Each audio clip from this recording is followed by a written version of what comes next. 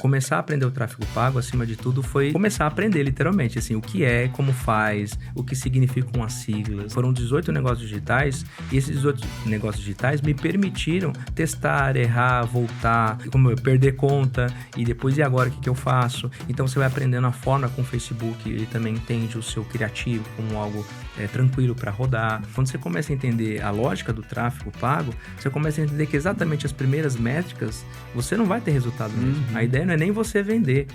A ideia é você ter os dados que ele valem até mais do que você ter vendido. Exatamente. Muitos profissionais acabam assim, só tendo noção da grandiosidade, da importância do que é o que nós hoje oferecemos aos profissionais da área da saúde quando o problema chega.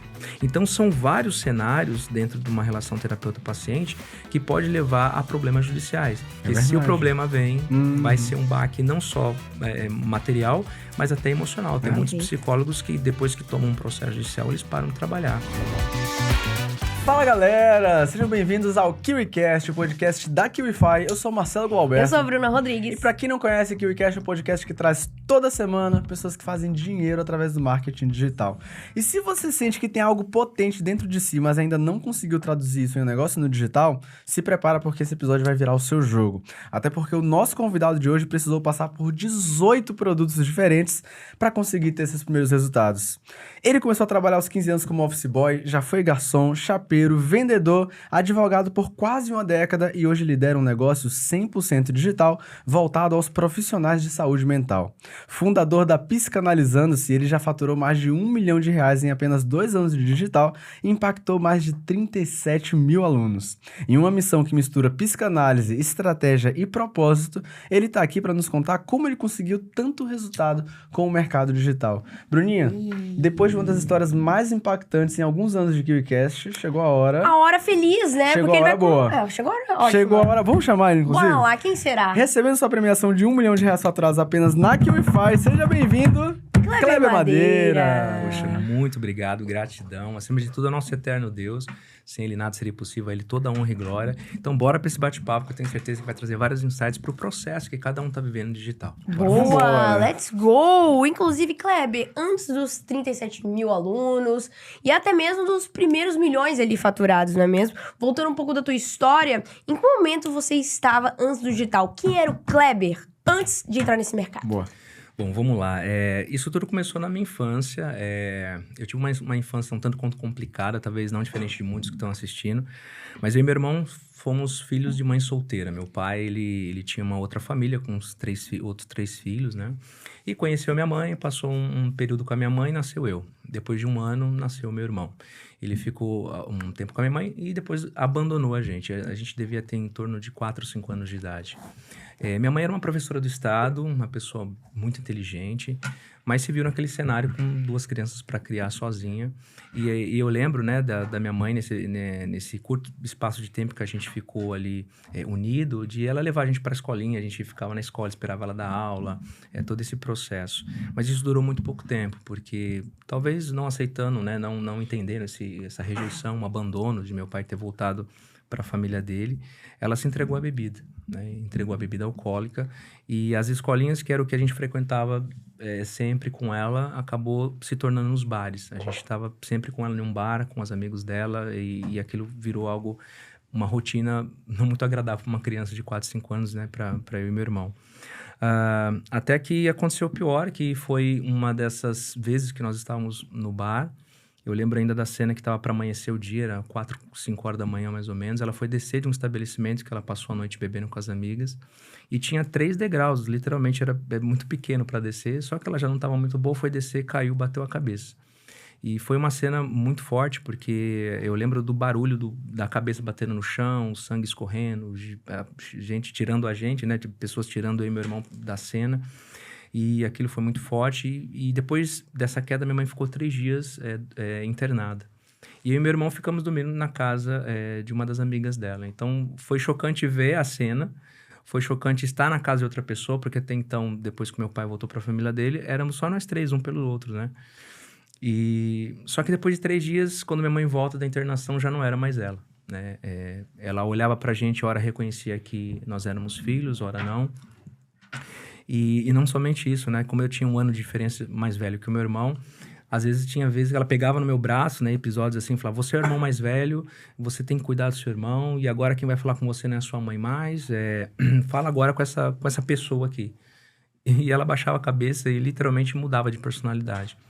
Ou seja, né, aquela queda causou alguma lesão cerebral e afetou totalmente a cognição dela.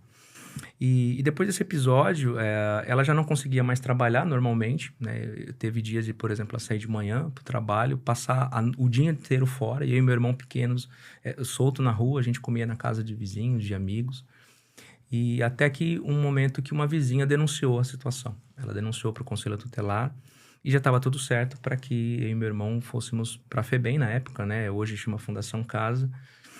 E a minha mãe ia ser internada compulsoriamente porque não tinha mais condição de criar eu e meu irmão. Mas nesse intervalo entre eu ir para a FEBEM com meu irmão e a minha mãe ser internada compulsoriamente, aconteceu um grande milagre de Deus. Então, realmente, eu e meu irmão fomos resgatados de um destino que a gente não poderia imaginar, né? O que seria para duas crianças crescer na Fundação Casa. Que foi conhecer minha tia, né? A minha tia é uma grande mulher de Deus, uma grande profeta de Deus. E aquela de verdade, sabe? Que Deus revela coisas profundas que, assim, não tem como não ser Deus, sabe? Deus usou a vida e usa até hoje para abençoar a vida de muitas pessoas. E essa minha tia, que é irmã do meu pai, que nos abandonou, ela conta que estava lavando roupa. E ela teve uma visão muito clara de ver duas crianças. E ela via duas crianças e Deus falava na visão para ela, você vai sair agora, parar o que você está fazendo agora, vai buscar essas crianças agora. E ela olhava as crianças, ela via muito claramente duas crianças, mas não sabia quem era. Ela falou, mas Deus, quem são essas crianças? E ela conta que Deus a fez lembrar que o irmão dela havia tido um relacionamento fora do casamento, e desse relacionamento havia nascido duas crianças, exatamente eu e meu irmão. E a minha tia conta que ela foi buscar contatos e pega informação com um, com o outro, e chega no meu avô. O meu avô, ele morava na cidade de Salto, onde nós morávamos, né, onde aconteceu tudo isso, mas ele já era uma pessoa de muita idade, cheio de problemas de saúde, e quando recebe o telefonema da minha tia, ele conta a história. Ele falou, sim, de fato, a Celei tá aqui, a Celei era minha mãe, né, se chamava Jocelei, a Jocelei tá aqui, ela vai ser internada, e os meninos vão para a FEBEM, eles tá tudo certo, só esperando o carro do Conselho Tutelar vir buscar. E ela, tomada pela visão de Deus, falou, não, eu tô indo aí agora buscar essas crianças. E ela entendeu o chamado de Deus. Isso foi uma coisa, assim, milagrosa, porque nós não a conhecíamos. Eu também lembro claramente da cena, uma caravana preta parando em porta de casa e falando assim, eu sou a tia de vocês e tô levando vocês para São Paulo, que a partir de hoje eu vou criar vocês. Então, a minha tia nos acolheu com muito amor, nos adotou, né? Nós tínhamos aí por volta de 7, 8 anos de idade. E eu chamo de tia aqui apenas para contextualizar, porque não tem como não chamar de mãe, né? Me criou desde os meus 7, 8 anos de idade. Então, fica aqui meu agradecimento eterno à minha mãe, Elizabeth Madeira, meu pai, José Galvão, meu verdadeiro pai que me criou. Sem eles também, nada disso seria possível, né? Então, e tudo isso tem a ver com a história da Psicanalizando-se, porque algo que sempre me perseguiu foi buscar resposta do que aconteceu com a minha mãe biológica. Assim, o que fez a minha mãe, depois de 3 dias da queda, simplesmente olhar pra gente e não reconhecer que éramos filhos. Né? De repente, ela procurava uma bolsa, jogava todas as coisas no chão e fora, e onde está as coisas, ainda brigava com a gente, assim. Então, essa busca do que aconteceu com a minha mãe sempre me perseguiu. Isso acabou sendo algo que me acompanhou na adolescência. Eu, desde os meus 16, 17 anos, eu leio sobre, né, a mente humana. Eu meio que virei autodidata nisso, né? Comecei com Napoleão Hill, lendo o livro Psicologia Positiva. Uhum. Depois fui para Freud, Melanie Klein, Winnicott, Lacan, enfim. E essa grande paixão pela psicanálise e psicologia, o que me ligou, né, hoje ao meu grande projeto de vida, que é instrumentalizar, criar ferramentas para profissionais da área da saúde mental. Que legal, cara. A gente tá ouvindo essa história aqui novamente. Fiquei muito tocado quando você agradeceu aos seus pais, porque esse desejo de honrar os pais é algo que tem muito latente dentro de mim. E a gente ouviu essa história agora há pouco no almoço, e realmente é uma das histórias mais impactantes que a gente já recebeu aqui no KiwiCast. E desde já queria te parabenizar, cara, mais uma vez por você ter vencido, não só no digital, mas como ser humano, né? Não se deixou com que os desafios se desviassem do caminho, né, da luz, e manteve com seus valores extremamente bem alinhados, e é uma honra receber uma pessoa aqui como você. Parabéns pelo 1 milhão faturado, mas parabéns pelo ser humano que você se tornou também. Eu que agradeço. Obrigado de verdade. Isso é muito gratificante, né? Total. Falando um pouco do digital, assim, em que momento você tinha uma carreira, você já era advogado, já era um advogado pleno, tinha suas pós-graduações, era um cara formado. Em que momento você olhou pra sua vida e pensou assim, cara, isso aqui não dá mais, eu preciso de uma coisa nova? Isso aconteceu em 2020, né, na tão famosa pandemia.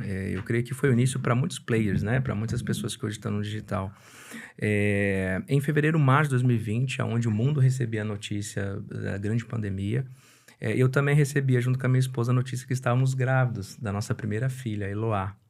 E, inclusive, né, eles não puderam vir para essa experiência incrível aqui da QIFI, porque nós descobrimos que estamos grávidos agora do segundo filho. O Parabéns novamente, né? Obrigado. Então, tá chegando daqui 2 meses o Baruque. Então, assim, desde já também agradecer, porque, assim, se não fosse a minha esposa, também nada disso seria possível. Então, meu agradecimento à Thalita, a mulher da minha vida, e a minha filha Eloá, maravilhosa. E assim, amo vocês demais. Papai ama muito vocês, Eloá, Baruque, e a mulher da minha vida, Thalita. Vocês são a razão de eu sonhar cada vez mais alto. Então, voltando, em 2020, a gente descobre que está grávida da Eloá. E eu já trabalhava no escritório de advocacia, como advogado pleno, cuidava de advogados júniors.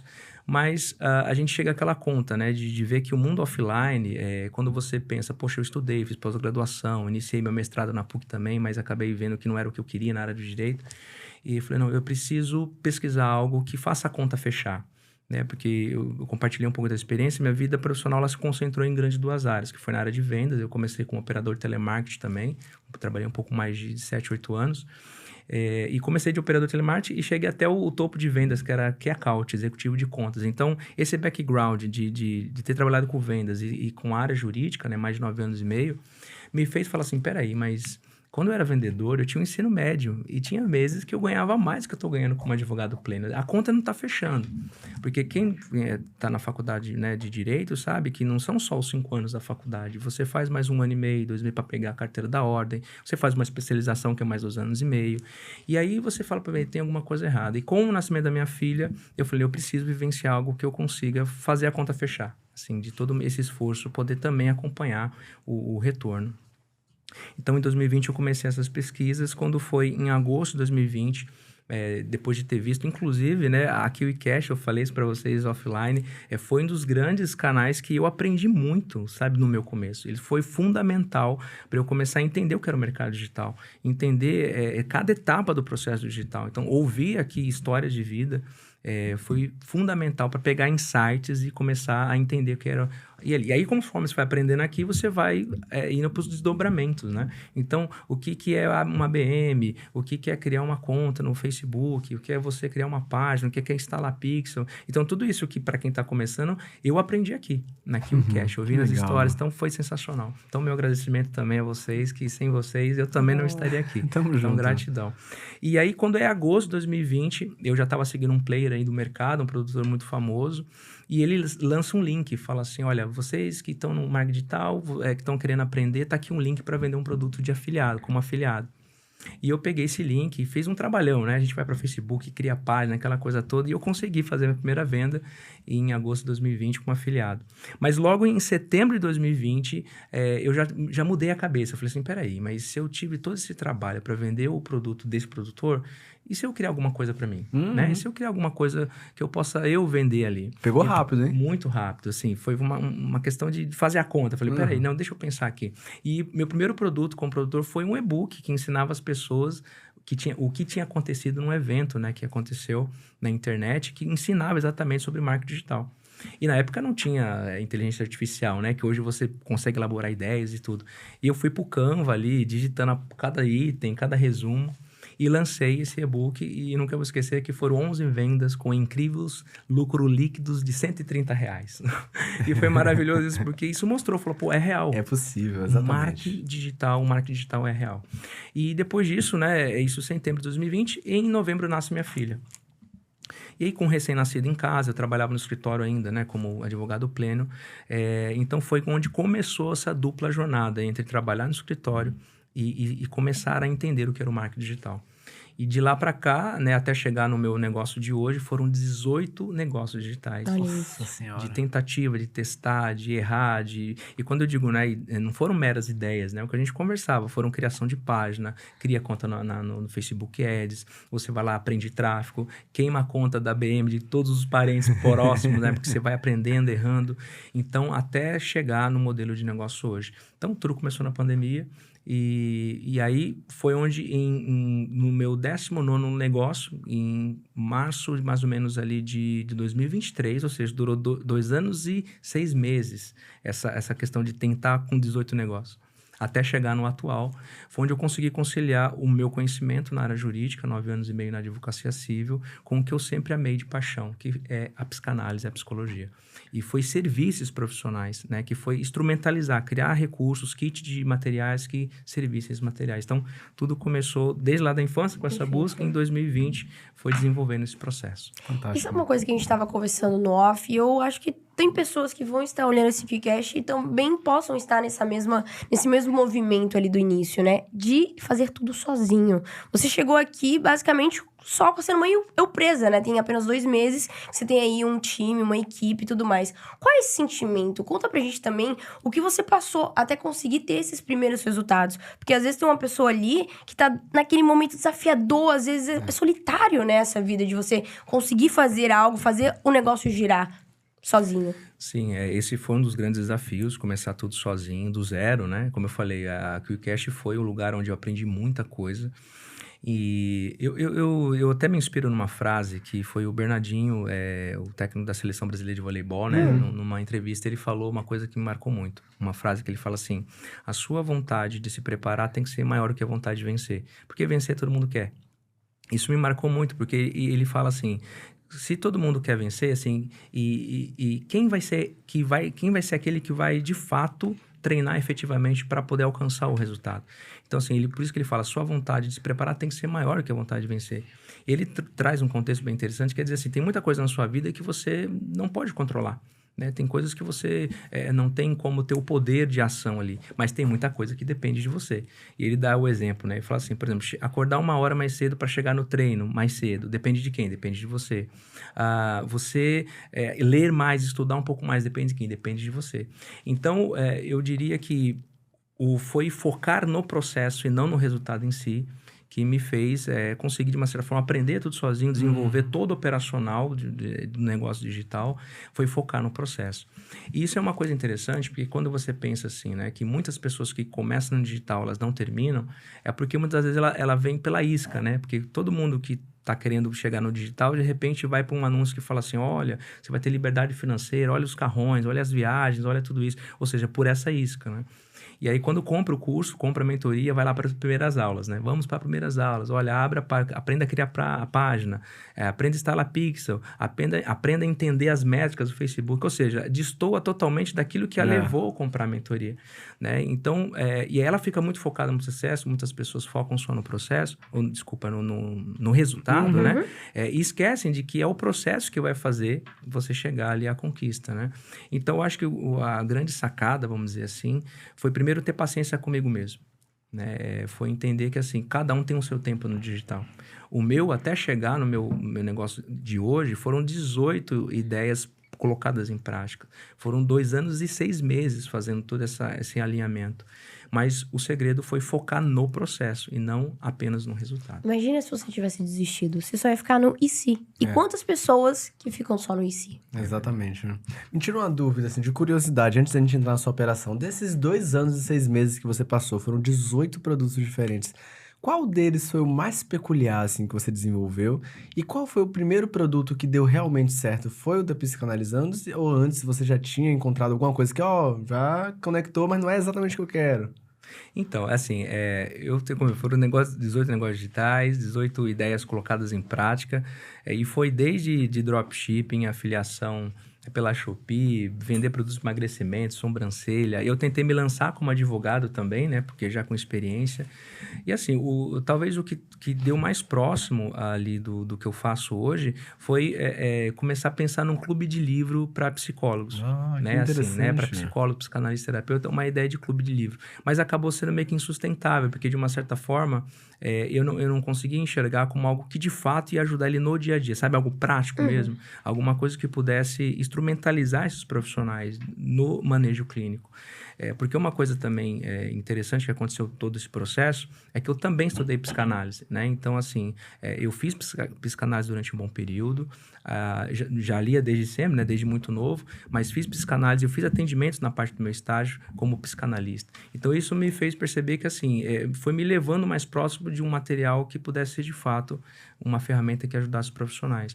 Então, se eu pudesse dizer assim, o que mais chegou mais próximo foi mais ou menos ali um clube de livros, né? Que ia dar um recurso mais conceitual, mais técnico, mas não vingou, sabe? Eu falei, não, eu preciso de uma coisa mais prática. Aí foi onde eu cheguei hoje ao modelo de hoje.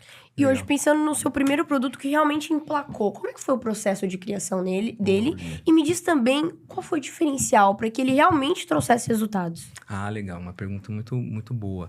Porque foi assim, bom, como eu falei, estar no digital foi encontrar essa junção entre que eu já sabia, 9 anos e meio na advocacia civil, com o que eu sempre amei de paixão, que é a psicanálise, a psicologia, estudar a mente humana.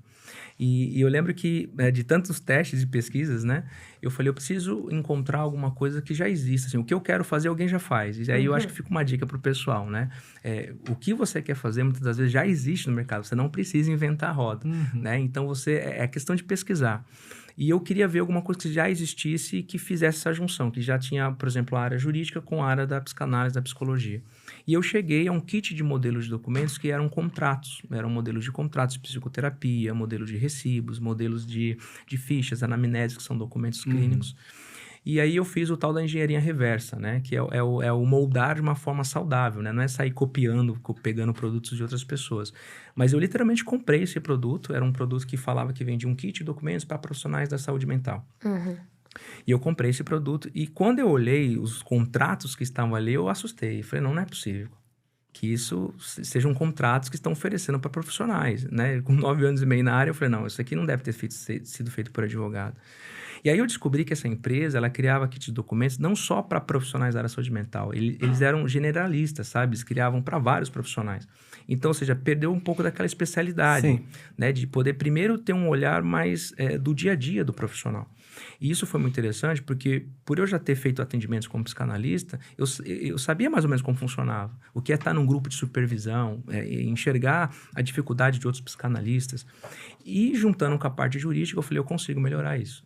E aí onde eu falo que eu até me inspiro numa frase do Arthur, né? Que ele fechava os eventos aqui e vai falando, o ano que vem vai ser maior e melhor. E eu lembro que para esse produto foi exatamente isso. Essa empresa vendia 120 modelos. E o meu produto que eu criei demorou 20 dias para poder elaborar, né? Mas ele entregou 385 recursos, ou seja, mais do que o dobro, com bônus, com outras coisas. E dentro de uma questão muito interessante, aí é onde você perguntou, né? Qual o diferencial? O diferencial foi exatamente entender o que impacta diariamente a função desses profissionais da área da saúde mental. Porque a gente está falando aqui de dois universos, né? Do universo da legislação e o universo da regulamentação.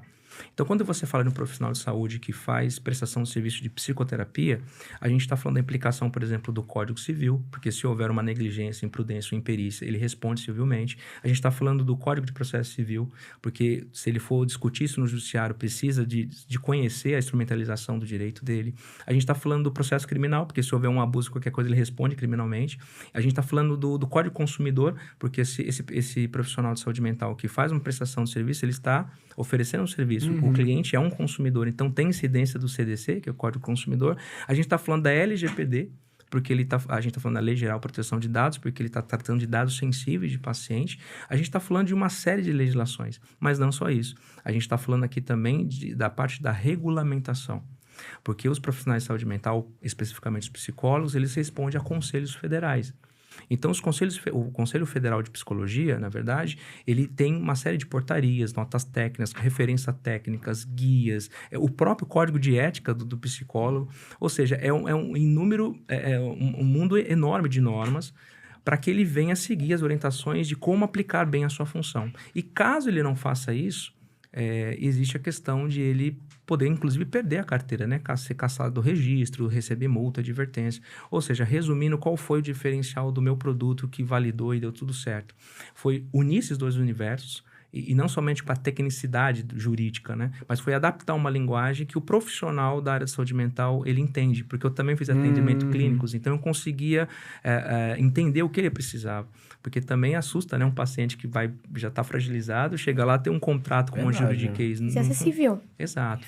Então, foi adaptar a linguagem. Então, foi esse o diferencial, de criar uma ferramenta jurídica administrativa, mas totalmente adaptável ao contexto do profissional da saúde mental. A importância de você entender o seu público é o que a gente sempre fala. A exatamente, comunicação muda tudo. Uma vez que você sabe pra quem você tá falando, o que você precisa comunicar, vira o jogo, né? Vira total jogo. E é interessante também ver que o seu produto ele tem certo grau de complexidade. Não é um produto simples de se executar, que você precisa de conhecimentos técnicos muito precisos para entregar um produto de valor.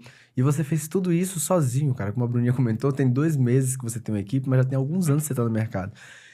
Fazendo uma conexão com isso, a maioria das pessoas que iniciam no digital começam com esse estado de eu presa, né? Porque é um mercado de baixa barreira de entrada, é um mercado de oportunidade. Muitas pessoas não têm nem só a experiência de contratar e liderar, mas também não têm nem a oportunidade muitas vezes. E você foi uma dessas pessoas que teve de lidar com copy, com tráfego, com página, com funil, com tudo, né? Desse processo, o que é que foi mais desafiador para você? Então, foi realmente assim, começar do zero e sozinho foi muito desafiador, né? Tá dentro de um cenário, porque entre a questão da necessidade, né, e você olhar exatamente para o processo, há um choque de realidade, é o que nós falamos, né? Você olhar e ver que tem pessoas de 15, 20 anos de idade milionários. Isso é uma realidade. Quando você entra dentro do mundo digital e começa a ver o processo, né?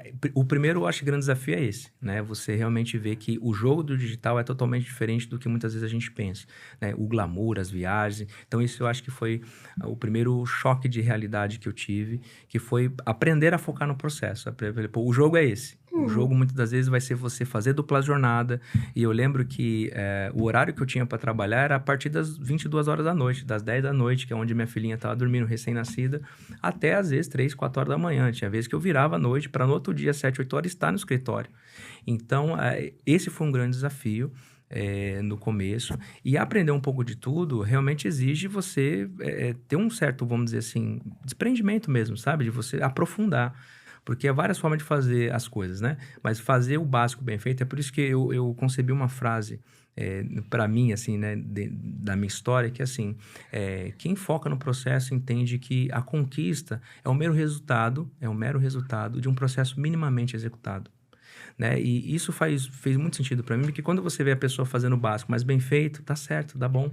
Então, ele não precisa ser um expert em tráfego. Mas se ele aprender o que significa aquelas 3 letrinhas, né? O CPA, o que significa... Ele começa a entender, então, o universo que não é só apertar botão, tem uma estrutura por trás. A copy, existem métodos que você consegue persuadir ali a pessoa que está lendo. E muito mais do que persuadir, você precisa falar a língua, o contexto. Então, se aprofundar em cada etapa de uma operação, que é copy, o suporte, né? O X1, que é você ter esse tato de conversar com a pessoa. Isso foi um grande desafio, realmente, no início. Eu acho que a galera entender que, assim, esse processo é extremamente importante.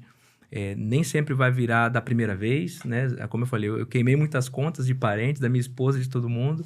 Mas todo esse aprendizado é extremamente importante para que você consiga fazer o mínimo, mas bem feito. Perfeito mesmo. Pensando também no iniciante que tá ali no 0 a 0, iniciou do zero, tá se sentindo sobrecarregado porque tá nesse momento aí de executar tudo sozinho.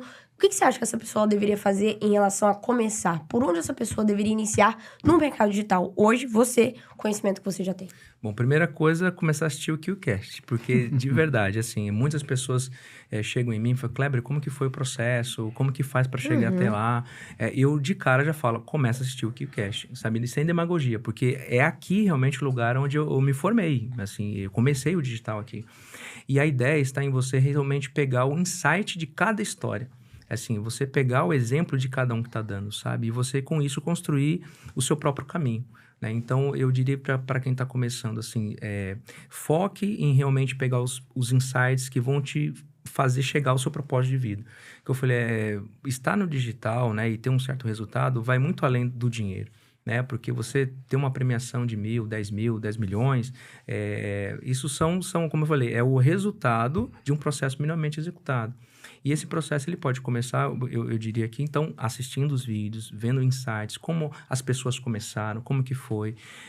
Mas eu diria que, assim, o interessante que vai fazer a pessoa, talvez, já começar com um produto, é ver o que ela gostaria de fazer e pesquisar quem já está fazendo, né? Então, assim, o que ela quer fazer no mercado, provavelmente alguém já faz. Então, tem a engenharia reversa, que ela pode até comprar esse produto, estudar esse produto, ver como ela poderia melhorar esse produto, para que ela, então, tenha algo que ela possa validar, né? Testar, validar, ver se é isso mesmo, mas estudar muito a fundo o seu público, né? Assim, as dores do público genuínas, se aprofundar mesmo em entregar um conteúdo de valor, que não é sobre dinheiro, mas é servir pessoas, né? E isso foi muito forte, é muito forte, porque, como eu disse, assim, nasceu lá na minha infância essa ideia de entender, assim, o que aconteceu com minha mãe biológica. Né, o que a fez mudar da noite para o dia. E essa paixão pelo estudo da mente humana, quando encontrou esse propósito no digital, que é um solo fértil para você explorar seu potencial criativo, isso só tem que dar bom, só vai dar bom. Né? Então, é a força de vontade, focar no processo, respeitar o seu tempo. No meu caso, como eu falei, trabalhando jornada dupla com um recém-nascido em casa foram 2 anos e meio. Então, ter paciência com o seu próprio processo, que uma hora você chega lá, uma hora vai dar certo. Exatamente. Me tira uma dúvida, Kleber, assim, eu quero que você olhe agora para o seu resultado, para a sua operação e faça uma análise junto com a gente.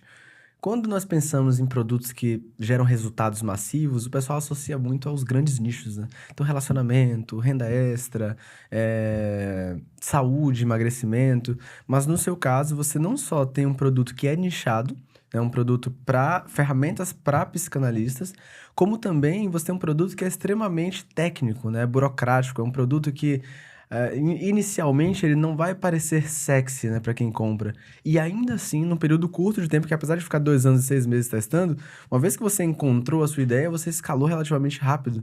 A gente falou aqui de mais de 1 milhão, mas já são quase 2 milhões faturados, na verdade. Exato. Olhando para trás, o que é que você acredita que fez o seu produto, mesmo trabalhando em um nicho pequeno e sendo um produto tão técnico, ser tão escalável? Trabalhar é uma dor muito grande, né? Que é a questão dos processos judiciais. Né? Porque muitos profissionais acabam, assim, só tendo noção da grandiosidade, da importância do que é o que nós hoje oferecemos aos profissionais da área da saúde, quando o problema chega. Né? Então, por exemplo, na relação paciente-terapeuta, existe uma série de coisas que pode acontecer. Né? De simplesmente o paciente faz a sessão e não quer pagar, pode acontecer uma afronta ali, ou até mesmo um vazamento de dados que não é por conta do profissional. Tinha até uma trend um tempo atrás no TikTok, que era a galera filmando a sua própria terapia, não sei se vocês lembram, eu não vou lembrar o nome, tinha um nome em inglês, mas que era a galera filmando trechos da terapia, coisas importantíssimas, falando de coisas de traumas, e o pessoal começava a colocar ali. E isso não tinha a dizer a respeito somente da pessoa, porque a pessoa podia pensar assim, mas é a minha terapia. Mas espera aí, do outro lado tem um profissional da área de saúde mental que não autorizou essa gravação. Então, são vários cenários dentro de uma relação terapeuta-paciente que pode levar a problemas judiciais. Né? No meu canal, no YouTube, eu trago, inclusive, alguns casos onde tem psicólogos que foram envolvidos em situações que ou infringiram a lei propriamente dita ou a própria regulamentação. Um laudo irregular, um atestado irregular. Então, ele teve essa, vamos dizer, essa grande procura, esse grande sucesso, vamos dizer assim, porque ele resolve uma dor muito grande. Então, um processo judicial, que a gente está falando aí de danos morais materiais, ele pode partir de R$8 mil para cima, sem contar os outros tipos de danos, né? Outros desdobramentos na área criminal, ou até mesmo por questões da regulamentação, perder o registro, né? A cassação da sua carteira profissional, da sua carteira funcional. Então, por mais que pareça, assim, realmente muito complexo, algo não tão atraente, como você falou, né? Mas é um produto que, em tese, é simples, porque são modelos de documento, mas ele trata e cuida de uma coisa muito delicada. Porque se o problema vem, vai ser um baque não só material, mas até emocional. Tem muitos psicólogos que, depois que tomam um processo judicial, eles param de trabalhar. Eles não têm mais vontade de seguir, né? Ou recebem, por exemplo, uma carta do Conselho de Ética, né? Porque tem muitos profissionais que são denunciados, né? Por qualquer motivo. E aí o Conselho de Ética entra com um processo disciplinar, esse profissional ou tem a carteira cassada, né? Então ele acaba desistindo, né? Então isso pode custar a carreira do profissional, inclusive. Perfeito. Já pegando o gancho dessa peculiaridade, né? Do nicho do seu produto, como é que você trabalha a oferta em um produto desses? Como é que isso é criado? Como você cria? Como é que você pensa? Então, é justamente tentar transformar o complexo em algo mais simples, né? Uma das ideias que validou bastante, que assim, acabou virando um produto que foi recomendado por outros profissionais, é um produto que, assim, ele trabalha exatamente a adaptabilidade, né? Que, assim, por exemplo, a própria linguagem em si. Inclusive, é até comum na profissão dos psicólogos, né? Psicanalista, terapeuta, eles não usarem contrato por escrito. Porque tem uma questão da própria profissão em si, que esse acolher o paciente, ele não necessariamente precisaria ter alguma coisa escrita, porque em tese isso assustaria, né, o paciente, como assim, já vou apresentar um contrato? Então, muitos psicólogos, psicanalistas, terapeutas não usam o contrato escrito. O que juridicamente, como advogado falando, é um erro muito grave, porque é exatamente o que não está escrito é que dá muito problema, né? Então, assim, eu acho que o grande segredo foi exatamente fazer essa adaptação, ou seja, uma linguagem mais acessível ao paciente. Inclusive, nos materiais que a gente desenvolve, ele tem, por exemplo, o contrato em forma de slide, em forma de Google Forms, assim, contratos que são em forma, por exemplo, de slides coloridos, que vem falando, olha, vamos iniciar a nossa jornada, estamos aqui para te acolher. E tem validade jurídica, porque ele tem de acordo com o paciente. Então, eu acho que o grande segredo foi trabalhar tudo que é muito complexo da legislação, da regulamentação, mas adaptar isso para uma realidade que o próprio terapeuta, né, pudesse olhar e falar assim, isso aqui realmente assim, dá para entregar para o paciente sem aquele peso legal, e o paciente receber isso também como, inclusive, um ponto muito importante do processo terapêutico. Porque o sucesso do processo terapêutico, ele está também no engajamento desse paciente. Então, assim, ele continuar o processo de tratamento, né? Ele tem um tratamento contínuo. Então, o contrato traz um pouco disso. O próprio contrato é terapêutico em si. Porque é como o paciente estivesse tendo um acordo com ele mesmo. De dizer, estou agora iniciando um contrato terapêutico e isso tem a ver com cuidar de mim, com cuidar da minha saúde, com cuidar das pessoas que estão ao meu redor. Então, o contrato terapêutico, ele, dentro do que a gente desenvolveu hoje, ele quebra esse peso de ser muito pesado, de ser, poxa, tem juridiquês, não. E virou realmente um verdadeiro convite para cuidar da saúde mental. Que legal, cara. Muito interessante isso, porque muda totalmente a ótica do contrato, né? Total. A gente pensa numa coisa despersonalizada, fria, burocrática, e às vezes para uma pessoa que tá numa situação delicada mentalmente, é uma barreira a mais. Sim. Então, quando você consegue virar essa chave, entregar algo que se torna uma ponte, né, um compromisso consigo mesmo, muda totalmente a ótica. E o profissional de psicanálise, ele sabe, ele sente isso, e por isso ele compra, né? Faz todo sentido, que legal, cara. Agora me tira uma dúvida, falando da sua experiência como produtor. Você aprendeu várias habilidades, uma que a gente conversou pontualmente foi do tráfego. Você comentou que gastou as contas de todos os seus parentes e tudo mais. Dentre todas as habilidades, eu sinto que a mais delicada de aprender inicialmente é tráfego. Porque copy, querendo ou não, a gente tem... não todo mundo, mas a maioria das pessoas pelo menos sabe se comunicar brevemente. Funil, as pessoas entendem um pouco da lógica da venda, tipo, então vai clicar aqui e vai pra lá. Mas tráfego é um bicho-papão. A pessoa abre aquele gerenciador pela primeira vez e vê um monte de número e letra. No seu caso, como é que foi a experiência de aprender tráfego na raça, Kleber? Então, isso foi bem desafiador, porque realmente você percebe que não é só apertar botões, né? Se vende muito isso, né? Vem pro tráfego, é mais apertar botão. Mas aí, quando você entende, peraí, eu preciso primeiro entender métricas, né? O que são as métricas, né? São os dados que o próprio Facebook dá da campanha que você começou a rodar ali na sua ABM, né? Na sua conta do Facebook Ads. Então, começar a aprender o tráfego pago, acima de tudo, foi começar a aprender, literalmente, assim, o que é, como faz, o que significam as siglas, e ter os seus primeiros micro-resultados, né? E como eu falei, assim, foram 18 negócios digitais, e esses 18 negócios digitais me permitiram testar, errar, voltar, perder conta, e depois, e agora, o que eu faço? Então, você vai aprendendo a forma com o Facebook, ele também entende o seu criativo como algo tranquilo para rodar. Então, acima de tudo, a questão do tráfego pago, eu diria que é você literalmente ir com calma, né? Aprender o passo a passo ali do que são as métricas e também ter muita, como eu falei, muita paciência consigo mesmo. Porque muitos afiliados, né? Você fica assim, poxa, mas eu coloquei R$10 e gastou tudo e não vende nada, né? E aí tem aquela questão, quando você começa a entender a lógica do tráfego pago, você começa a entender que exatamente as primeiras métricas, você não vai ter resultado mesmo. A ideia não é nem você vender. A ideia é você ter os dados que ele valem até mais do que você ter vendido. Porque as métricas do Facebook vai dizer exatamente quem comprou, quem foi, quantos criativos, qual criativo validou, quantos cliques que teve, teve. Então, eu creio que para quem está começando, seria realmente a ideia de entender quais são as siglas, o que significa, ter paciência porque os primeiros valores investidos não vão retornar vendas e tá ok, porque você está aprendendo como a ler a métrica do Facebook, a entender a lógica por trás, e uma vez que você vai entendendo ali, tendo micros resultados, aí vai se abrindo, né, os olhos, né? Vai, poxa, então o tráfego pago não era tão um bicho-papão assim. Aí você começa a entender o que seria a lógica de apertar botão. É quando você já cria uma estrutura, que você sabe ler as suas métricas, você consegue entender o resultado que o Facebook está entregando e vai posicionando as suas campanhas conforme os dados que ele mesmo vai te entregando. Ótima referência. Perfeito, né? Eu tenho uma amiga que ela tá justamente nesse início do digital, ela tá ali aprendendo a fazer um X1, então ela precisa usar o gerenciador de anúncios. E uma das maiores dificuldades dela é realmente fazer essa leitura, né? Entender, porque às vezes ela coloca dinheiro, tem cliques, ninguém chama, sabe? Não, tem cliques não, tem visualizações, mas ninguém chama. Ou então o contrário, sabe? É muito bizarro, assim, na cabeça dela. Então, pensando nisso, no iniciante que tá ali começando, tá passando pelos seus primeiros desafios, existem segredos relacionados ao gerenciador de anúncios? Como é que você usa o seu gerenciador de anúncios? Porque, às vezes, vem profissionais aqui, gestores de tráfego, eles nos trazem uma visão tão fácil, né? Tão didática. Não, realmente, é só você olhar, vai ali na campanha, escolhe, sobe o anúncio, pronto. Você fica...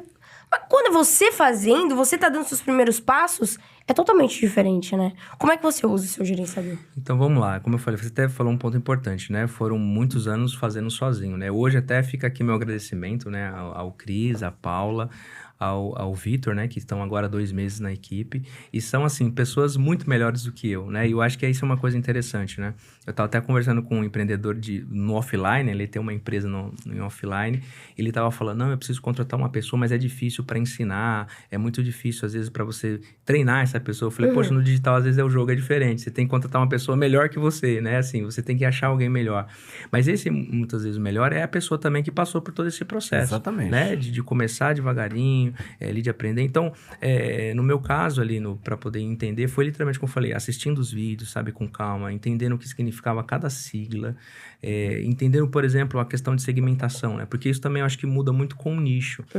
Por exemplo, o nicho que eu trabalho hoje, que são profissionais da área da saúde mental, uma das questões que você vai testando e percebendo que a ferramenta vai respondendo, você, por exemplo, no meu caso, eu sempre tive, até mesmo antes do próprio Facebook orientar isso, eu sempre segmentei os criativos, sempre segmentei pelos criativos, né? Então, a gente... O público aberto, você disse. Isso, porque, por exemplo, a gente tem lá no Facebook como segmentar, por exemplo, até pelo estado, né? O estado que a pessoa mora, o interesse que ela tem, se ela gosta de psicologia, se ela não gosta, o que ela leu por livros, nomes de autores, tem uma série de coisas. Como você falou, parece um bicho de 7 cabeças que tem muita informação.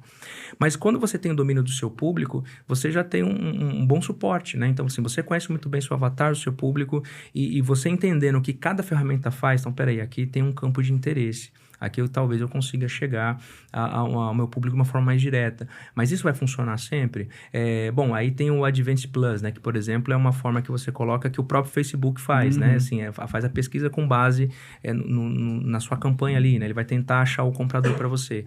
Mas conforme mais você conhece seu público, mais você vai aprendendo que talvez você precisa descomplicar as coisas, né? Então, até alguns gerentes do Facebook, quando liga, né, para os produtores, eles falam assim, deixa mais aberto, no público aberto.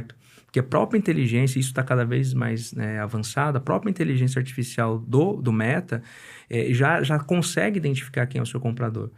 Mas uma das grandes sacadas, por exemplo, foi segmentar pelo criativo. Então, por exemplo, olá, psicólogo, psicanalista, terapeuta, olha, já pensou que esse kit pode te ajudar? Então, assim, quando você coloca isso no criativo, assim, toda aquela estrutura complexa que você às vezes teria que mudar, já resolve muita coisa. Exatamente. Então, uma dica legal para quem está começando é faça a segmentação pelo criativo, domine bem o seu público, que você vai perceber que com o tempo você vai entendendo cada vez melhor das métricas, do seu nicho em específico, porque funciona diferente, né? Então, se eu estou trabalhando, por exemplo, um outro nicho, por exemplo, um big nicho, provavelmente seria totalmente diferente a estrutura, né, de trabalhar. Então, essa ideia de trabalhar um nicho menor, isso também te dá uma possibilidade de ser tudo um pouco mais simples, né? Assim, então, a segmentação vai ser um pouco mais simples, eu não vou precisar entender tantas coisas assim absurdas do tráfego pago para começar a aprender, né? E mais para frente, lógico, você vai chegar a um ponto que, como eu falei, você precisa às vezes contratar alguém melhor que você, porque não necessariamente você precisa estar no operacional, né? Vai chegar uma hora que você não vai dar conta, como aconteceu comigo, não dá para crescer mais daqui para frente. É por isso que eu sou bem grato, né, à equipe que está comigo hoje, que agora a gente pode sonhar mais alto, né? Olha aí. Que legal. É isso daí. E é muito interessante a forma que você traz isso, porque é uma fala com muita responsabilidade, né? O tráfego, assim como a copy, mas especialmente o tráfego, ele muda, às vezes, de BM para BM. Às vezes eu tô falando do mesmo público, com o mesmo produto, mas uma BM performa de um jeito, outra BM performa de outro. Cada público tem suas peculiaridades, tem uns que vão funcionar no público aberto, outros vão ter segmentação de interesse. E uma vez que você entende as peculiaridades do seu público, tudo muda. Uma peculiaridade que eu peguei de uma conversa com um produtor, que talvez fosse o nicho, é uma chave de ouro, é que ele vendia para um nicho cristão, nicho religioso, e para encontrar esse nicho da melhor forma, ele usava a segmentação. Só que toda vez que ele usava a segmentação de religião, catolicismo, espiritualidade, ele competia num bolsão de leilão extremamente caro. Exato. Então, qual a estratégia dele? Ele pensou assim, quando é que eu encontro essa galera? A maioria das pessoas que tem o viés católico, cristão, eles tendem a ser de direita. Então, se eu encontrar os interesses que uma pessoa com viés político de direita tem, eu encontro esse mesmo público cristão, só que em um bolsão muito mais barato. Então, tinha um CPA, né, um custo de aquisição muito melhor, o que dava margem para ele escalar. Olha, Eu fiquei, olha interessante. isso, cara. Como ele pensou nisso? Genial, pô. É muito tempo de prática, de teste, de análise. Caraca. Não é só pegar lá e subir e clicar um botão. Sim. Na verdade, os melhores gestores de tráfego, eles são grandes analistas de dados. Exato. E não necessariamente apertadores de É botão. que tem a né? galera que pega e vai botando todo tipo de interesse possível, né? E não necessariamente a fazer isso. Doideira. É, você restringe demais, né, a busca da ferramenta, né? E é bem interessante isso daí. Uma coisa que me surpreendeu nessa linha foi bem interessante, porque a própria Meta, inclusive, te dá recurso para isso. Uma coisa que eu não tinha prestado atenção, foi prestar depois de muito tempo rodando tráfego sozinho ali, aprendendo, é que tem uma aba tendências, quando você entra lá nos insights do Facebook, uma aba tendências em que ele mostra o que o seu público tem interesse. E para minha surpresa, porque eu sempre rodei para profissionais da área da saúde, apareceu lá, por exemplo, Caldeirão do Hulk, Teteste Brasil, Teteste Brasil, eu nem sabia que programa era esse. É um programa de comida. É de comida. Teteste Brasil, Caldeirão do Hulk, por exemplo, Boticário. Uau. Aí eu falei, faz sentido, porque olha como é interessante, porque a maioria do meu público é feminino, né? E eu falei, olha que interessante. Eu fiz um teste, eu falei, eu vou rodar agora uma campanha seguindo esses interesses que o Facebook me deu como tendência. E foi, assim, uma coisa que duplicou as vendas. É maravilhoso isso, né, cara? Muito bom. Eu E fico encantado com essas coisas. E foi assim, como poderia, né? Assim, imaginar que isso já estava ali no Facebook, era só ver, né? Muito legal. Inclusive, sabendo que o seu nicho é um nicho muito peculiar, o que é que funciona nos criativos pra você? E até recordando as suas melhores campanhas, qual foi o primeiro criativo que você escalou? Você falou, cara, achei um, validei, é esse aqui. Então, é uma coisa bem interessante. Como você falou, né? A questão das BMs se comunicarem diferente, né? E pro mesmo público, isso tem mesmo. Mas eu lembro que um dos criativos que mais deu certo foi um criativo até muito simples, que foi um tipo checklist que fala. Né? Que é aquele assim, olha esse kit, você vai encontrar modelos de contratos para terapia online, para terapia presencial, você vai encontrar modelos de recibo, você vai encontrar... E assim, e todos aí embaixo, né? Atualizados conforme legislação e regulamentações do seu Conselho Federal. Então, assim, checklist é dizer assim, a foto do produto, né? Do produto, do kit, e o que tem dentro. Muito simples. Assim, e é interessante você conhecer um pouco do perfil, porque, por exemplo, por estar no meio desse público também, né, desse povo, porque eu fiz parte de supervisões, conheço bastante psicólogos, psicanalistas, você entende mesmo, assim, a lógica do pessoal. Primeiro que o pessoal, esse público é muito, assim, são bem intelectuais, cultos, né? Exato. Então, é aquela coisa direto ao ponto. O que seu produto tem? Então, X, Y e Z. Esse foi o criativo que mais deu bom, né? Porque eu quero já saber o que esse kit que você está dizendo que é bom vai me ajudar. E quando ele... Não, por favor, não é isso. Perdão. E quando ele bate o olho e fala assim, nossa, vai ter modelo de recibo, modelo de anamnese, modelo de prontuário de laudo, declaração, contrato para isso, X, é isso que eu preciso. Faz todo sentido. E se a gente parar para analisar, até num gráfico de consciência do lead, o seu cliente, ele é um cliente que ele já sabe da dor que ele tem. Sabe? Pô, esses documentos aqui são trabalho para mim, esses contratos dão trabalho. E ele provavelmente sabe que existem algumas soluções. Então, como ele já sabe disso, você não precisa falar da dor. Não precisa nem explicar exatamente que existe uma solução. Você só precisa mostrar que a sua solução é a melhor. E como que você traz isso? Trazendo clareza em cima do produto. Exato. A maioria das pessoas, né, a maioria dos criativos trabalham em cima do topo de funil. Então, no topo de funil, se você falar da consciência do produto, a pessoa não vai querer comprar, porque ela ainda não ela nem sabe que ela tem essa dor, que ela tem um problema, e às vezes ela nem sabe que existe solução. Já no seu caso, não. O psicanalista ele já sabe desse problema. Ele já sabe, quando ele começa a produção, que chega um momento, que chega no contrato, é uma trava, então ele já está consciente da dor. Provavelmente ele já pesquisou alguma coisa, sabe que existe uma outra solução, e só precisa saber que a sua é a melhor. Inclusive, talvez seja um insight que É possível que o seu cliente esteja no Google bastante também, não somente no Instagram. Não sei onde é que você faz seus anúncios, mas como é um público que reagiu a esse tipo de criativo, que é um criativo fundo de funil, é um cliente já consciente, fundo de funil é Google, né? A galera já chega pesquisando, contrato para psicanalista. Talvez, se você não usa o Google, seja uma boa oportunidade. Será que também não no LinkedIn? Possível Porque lá também é uma forma de tráfego muito interessante, que eu poucas não pessoas sabia, falam exato. sobre isso. Tem Mas gente que faz dá até resultado. lançamento no LinkedIn, É. porque ele combina muito mais o técnico do que ir lá no Instagram, coisas nesse sentido, quando pensando em criação de conteúdo também.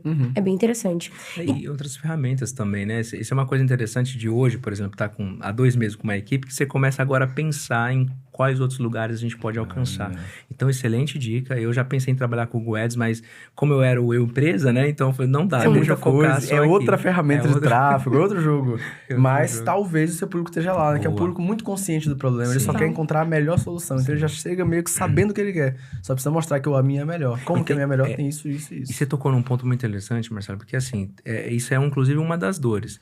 Porque muita galera da área pode falar assim, mas eu encontro modelos de contratos na internet. Gente, pelo amor de Deus, não façam isso. Porque modelos encontrados na internet, primeira coisa, muitas vezes não são feitos por advogados e nem revisados por advogados. Né? Porque esse tipo de legislações e regulamentações, ele muda o tempo todo. Então, às vezes, o Conselho Federal lança uma nota técnica, mudando o posicionamento de como aquele profissional tem que atuar. E você falou um ponto importante, que foi uma das sacadas iniciais também do negócio. Foi trabalhar com psicanalistas. Por que psicanalista? Primeiro que é a psicanálise da paixão da minha vida. Mas o psicanalista não tem Conselho Federal. E aí fica uma lacuna muito grande do profissional que hoje faz um curso de formação livre de psicanálise e ele vai para o mercado prestar serviço de atendimento. Então, por não ter um conselho federal que regula com várias regulamentações, ele tem uma série de outras leis esparsas que ele precisa observar, porque ele também está sujeito, ele está prestando um serviço também. E foi a sacada que eu peguei no início. Foi inicialmente falar só com psicanalistas. Hoje eu falo com o público psicólogo, né, outros profissionais, mas só com psicanalistas. Por quê? Porque há uma lacuna e eles não têm conselho federal, né? Então foi falar, peraí, esse pessoal, eles estão um pouco desamparados, assim, eles precisam um pouco disso. Então foi nessa de muitas vezes achar contratos, modelos gratuitos na internet, que muitas pessoas se deram muito mal, porque quando vai ver, tá cheio de lacuna, de brechas jurídicas desatualizados, e justamente procurar no Google, né, modelo de contrato, Sim. aí usa um que acha que tá ok, ou vai no ChatGPT e fala, me dá um modelo de contrato, não é assim, né, porque existem vários cruzamentos de legislações, como nós falamos aqui, LGPD, Código Civil, Código Processual Civil, Código Penal, regulamentação, se não for feito por alguém especializado que conheça os lados, vai dar ruim, pode dar ruim, então é complicado. Isso já surge até um insight, que é, eu já tô pensando em um criativo com o arquétipo do inimigo em comum. Você aqui que pegou esses contratos genéricos e tal, não faça isso. E aí entrega a solução e ó... Dá com a produção pra ele, por Batata, favor. batata. Vamos passando, entra pra equipe, vambora. E, Kleber, falando um pouco sobre vendas, hoje como é que funcionam as suas estratégias de vendas sobre esse produto? Então, hoje a gente usa 100% o Facebook Ads, né? E que foi uma coisa muito interessante. Assim, óbvio, né? Tem outras chances, lugares que eu tentei fazer que dão tão bom também, mas a gente está começando a testar agora. Uma das coisas foi o próprio YouTube, né? De começar a criar conteúdo para o público. Então, por exemplo, foi até uma das vezes que eu apareci, até contei, né? Que eu apareci numa maneira assim no YouTube, mas foi falando sobre casos onde psicólogos são envolvidos com a área jurídica, né? Que já teve casos de indenizações, que muitas pessoas falam, não vai dar nada para mim, já estou muito usando a área da saúde, nunca vai dar nada. Aí quando começa a ver os casos, falou, peraí, é real, acontece, tem noticiário e tal. Então, mas o foco hoje total é no Facebook Ads, que eu consegui entender que, assim, pelo tempo que eu estou rodando, né, de testes e aquela coisa vai de aprender, ele já conseguiu identificar muito bem o meu público. Mas eu não descarto a possibilidade do Google Ads, não descarto a possibilidade até do TikTok Shopping, de outros marketplaces, né? Para começar também a alcançar esse público, porque é um público que, como eu falei, quando eu vi as tendências, eu falei, peraí, Teixeira Brasil, Caldeirão do Hulk, eles também curtem outras coisas, eles também estão em outros canais. Exato. Mas isso é um projeto que agora que a equipe está começando a trabalhar, a gente alcançar outros lugares, né? Mas o foco hoje de venda é especificamente Facebook Ads. Legal. Perfeito, né? E no final das contas, é aquela coisa, né? São todos canais de distribuição e aquisição de clientes. Sim. Claro que você não pode ficar queimando dinheiro no lugar que às vezes o seu cliente não tá, ou na plataforma que ele não tem um comportamento esperado para gerar uma venda. Mas quanto mais teste você fizer, né, eventualmente vai que você encontra um ou outro novo canal de distribuição, e às vezes isso é a oportunidade de escalar, né, talvez com outras fontes de lead. Exato. Chegamos no momento gostoso agora do episódio, hein, Bruninha? Conta pra ele. Chegamos! Esse é o Conta pra momento ele. do quê? Bora falar juntos? falar Do juntos. bate-bola Jogo jogo rápido. rápido. Vou te explicar como é que funciona. A gente vai jogar aqui, ó, perguntinhas papum pra você.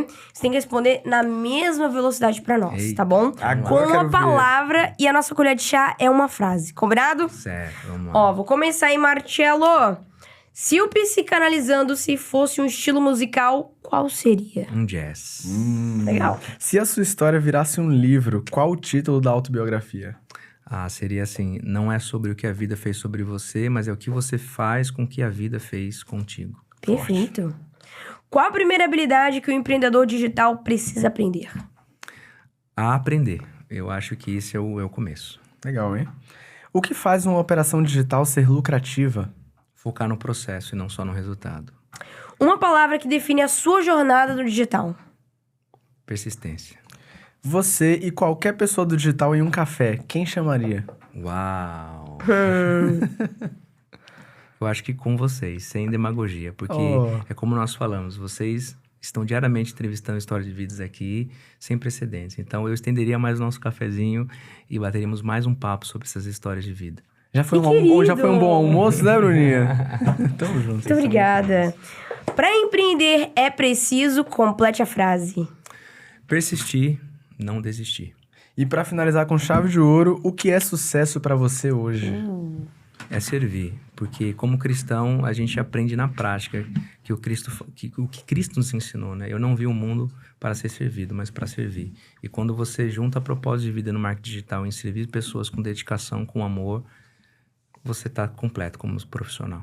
Passou, e que honra poder te receber aqui. Já falamos isso aqui várias Fantástico, vezes, fantástico. mas de fato, que incrível. Pô, muito bom. Gratidão por nos permitir participar de um pedacinho da sua jornada. As pessoas conhecem um pouco do que a gente conheceu no almoço. É muito gratificante ver pessoas que não se dobraram e conseguiram alcançar os resultados, não só no digital, mas na vida. É um prazer gigantesco ter você aqui. Eu tenho certeza que muitas pessoas vão ser impactadas e acredite que a sua realização de estar aqui também é nossa. Total. Porque é por esses momentos que a gente também está aqui constantemente entregando conteúdo de valor e saber que de alguma forma a gente também consegue transformar as pessoas é muito gratificante. Muito obrigado por ter vindo aqui compartilhar tanta coisa com a gente. Inclusive, não terminamos. Não terminamos, Que agora porque nós temos presentinhos Nós temos que uns faz. mimos pra você. Uau! A Eloá vai ficar feliz com Vai, isso aqui, vai, hein? Com vai. certeza. Ó, agora você tem sua própria canequinha que Uau, faz. gente, Tem que roupão, tem canequinha, tá completo. Sensacional. E tem presentinho pra vocês também. Gostei. Gostamos eu de vi que tem presentinho. presente, olha. Presentinho. O cara é bom, Bruninho. Ele ganhou nosso coração. Ganhou. Fazer o Tem quê? presente da Psicanalizando pra vocês. Ó, olha lá. Ó, muito obrigado. Ado. Não, Vocês deixa ele dar pra nós. Eu não sei qual é de qual. Vai que não é a mesma coisa. Aqui, é ó, a mesma coisa, pra então. ti. Muito obrigado, Boa. muito obrigado. Pô, que carinho, cara. Eu fiquei tão grato hoje, principalmente ali durante o almoço, quando eu te conheci um pouco melhor. E poder bater esse papo aqui contigo é muito especial, cara. Eu que Também agradeço. temos o quê? Olha que carinho. Canequinhas! Muito obrigado, cara. Eu Muito que obrigado pelo agradeço. carinho. Tamo Vocês são junto incríveis. mesmo, Cleber. Obrigado Muito por ter me ajudado também. Sem vocês, eu nem sei como Obrigada, seria a minha Cleber. trajetória. Vocês são incríveis também. Obrigado de verdade. Psicanalizando. Muito obrigado. Tamo junto. Eu tenho certeza que a galera adorou acompanhar esse episódio. Esse presente, inclusive, é pra agradecer sua presença, te parabenizar mais uma vez pelos 1 milhão faturados na QIFI. Rumo aos 10 milhões agora. Sei que a gente vai se encontrar em vários eventos e caminhos aí pelo processo. Total. Muito obrigado pela sua presença.